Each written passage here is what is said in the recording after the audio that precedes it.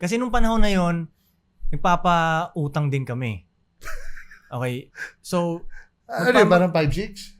parang ganun. Wala din nalugi natin. Hindi naman 5-6 yun dahil pag Pinoy ka, mas mababa yung interest mo. Hindi ka pwede, yung Bombay lang ang kaya ng 20% Mas binabaan eh. natin sa 5-6. Oo, mas binabaan lang Ano eh. 4-5?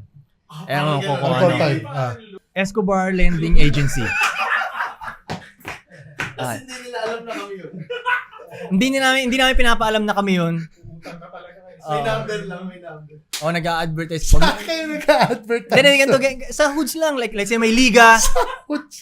May liga. Sabihin ko, yung nagpapatakbo ng liga, okay, bigyan kita ng ganito, 5K, lagyan mo tong tarpaulin namin dyan, ganyan. Yun, Escobar Lending Agency. Kasi iniisip ko, okay, ano ang Pero kumuutang talaga.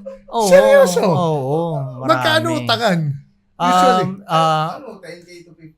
60, ganyan. 60 ang pinakamalaki. Naka 100K ba tayo, ganun? Bigyan tayo 100K. Oh, pero ang na-realize ko nga kasi doon, let's say, Ano collateral? Ayun nga yung mga mali namin. takot lang eh. Takot lang yung dala namin. Yung Escobar. Tsaka kung sino kami. Parang ganun. Tsaka yun, yung pag nangangatok na ako talaga sa, yung Kinakatok mo talaga pag nangungulekta kayo. Ganun, so good, talaga, ganun.